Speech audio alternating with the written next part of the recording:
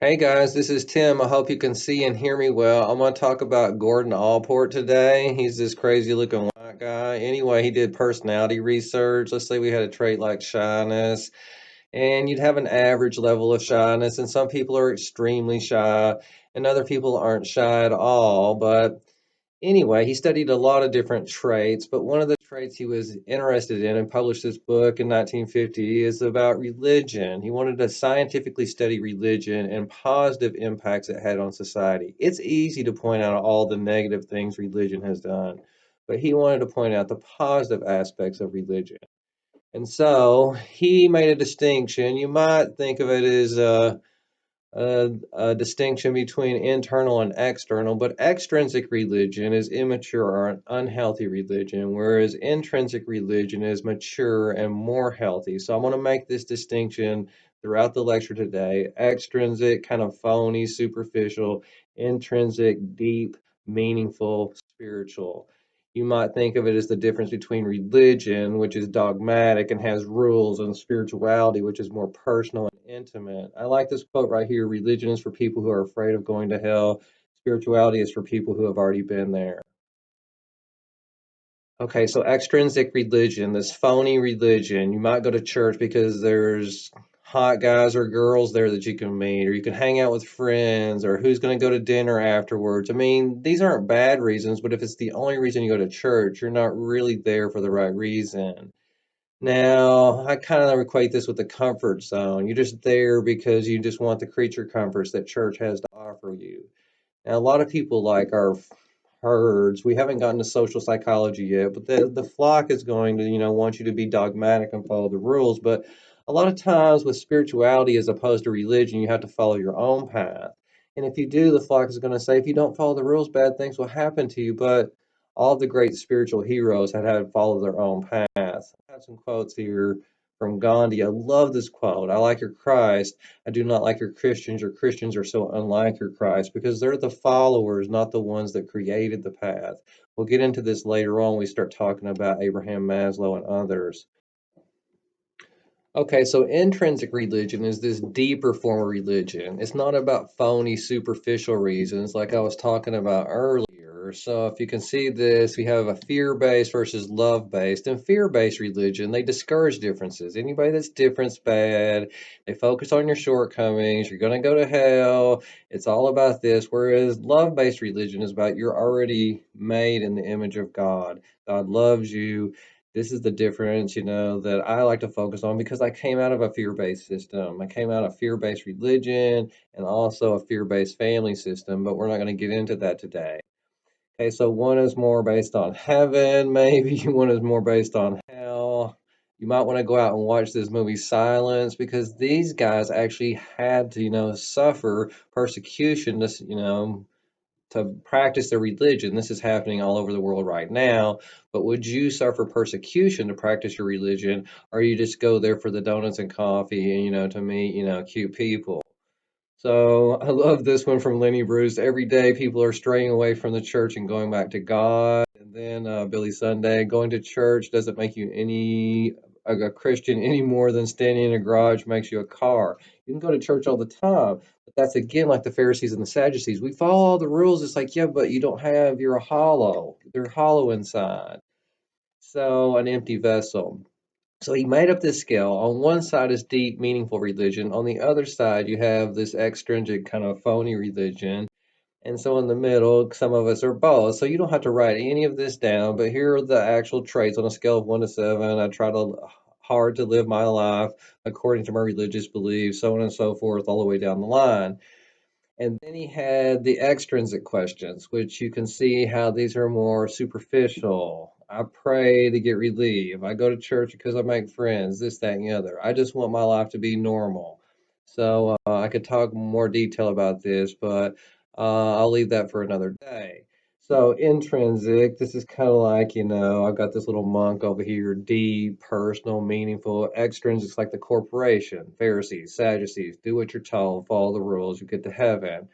And I'm kind of jaded. I think the flock is over here because most people are rule followers and sheeple. And then there's a few people, kind of like the Arhats or the monks or Jonathans over here, from Jonathan Livingston Seagull. So you could use that in your project. It's a good idea. Now, Freud is one of the key people that took pot shots at religion. Religion is for children and, idiots, basically. Allport says, well, these big objections Freud had were mainly levied against this superficial religion. I haven't shown religiosity or parts of that, but Bill Maher, it's easy to go and pick on people that are dum-dums. It's kind of what Sacha Baron Cohen does too. You could go find people that aren't dummies in America as well. So one of the things that causes mental breakdown, it's like, yeah, maybe there's unhealthy religions like that. It was a magical phase. We talked about this with Jung, like when we didn't understand the world, we needed gods of the sea and the sky and this, that, and the other. But as science came in, God is dead because we understand more. It is wishful thinking, you just don't want to die, and so you make up this happy story. Or we need Big Daddy in the sky. We talked about this before. Some of these we talked about with Freud, but these are all aimed at immature religion. Hopefully, this didn't cut off down here, but all at immature religion. So one of the big aspects of immature religion is like you don't ask questions. That's the thing. It's like here's where I usually tell a story about my brother. It's like one time he was at church in the deep south. He went to church and they were teaching about how God is everything. And so he's like, God is everything. Jesus is everything, he was saying. And the Sunday school teacher was saying, yes.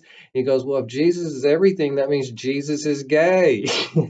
So they took him out back and whipped him. And when he got home, he got another whipping from our grandpa and then a whipping from my dad. And it's like, but what would Jesus do? Come on now. I know it's a bad thing, but still, you've got to be able to question things. The other thing is anti-science. I can't be down with any religion where God is not scientific. God is smarter than science in a way. So he has to understand the complexity of the universe. Here's Martin Luther King, a Christian preacher. He says science investigates, religion interprets. They are not enemies, he goes on to say.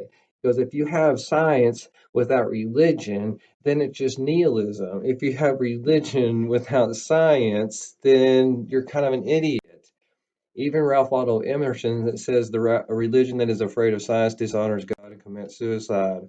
And Albert Einstein kind of says the same thing here: science without religion is lame, religion without science is blind. Louis Pasteur, a little science estranges man from God, but much science leads him back to him. This is so good because every time I study anatomy, every time I study the universe, I go, how can people not believe in God? Okay, I had to take a little break, but here I am back again. One of the things that Gordon Allport wanted to investigate was prejudice and religion.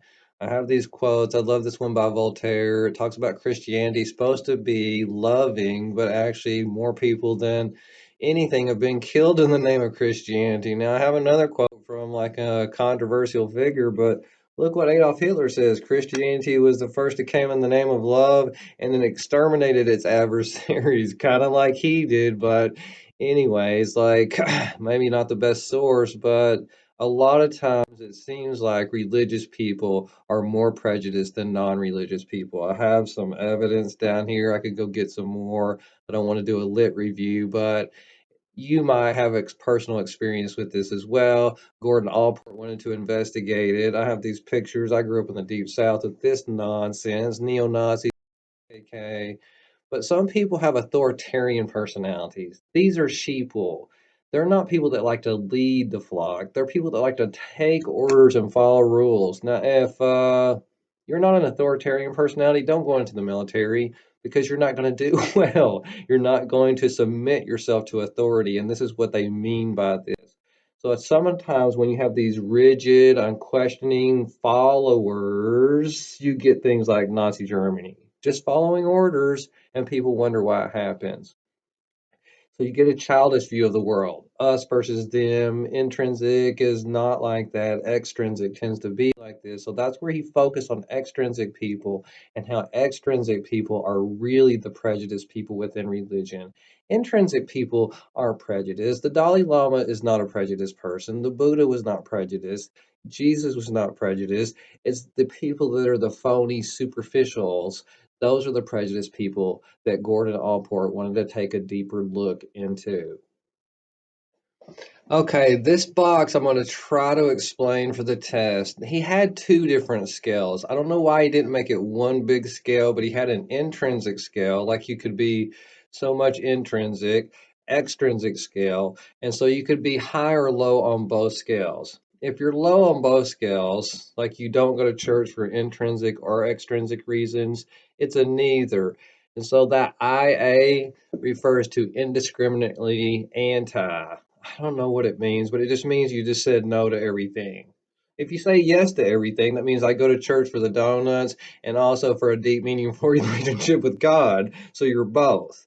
But he wanted to really look at people that were the true phonies that only go to church for coffee and donuts, are the truly religious people that don't go to church for that stuff, only go there for a meaningful relationship. So I's are truly intrinsic, E's are truly extrinsic. They're not both, they're not neither. And what he found is that the E's were the most prejudiced of all people. And this leads right into religious fundamentalism. I don't know how I segued there, but this is probably one of the most important slides I'll ever show in this class because extrinsic, dogmatic rule followers follow the same format regardless if you're Christian, Muslim, Jewish, Hindu, whatever it is. One thing they say is there's only one correct set of teachings. I don't care if you're Christian or Muslim. It's like, you can go to the Nicene Creed or you can go to the Shahada. There's evil forces out there and they're trying to get us. Now you have to follow this book exactly the way it is. You can't listen to any other book.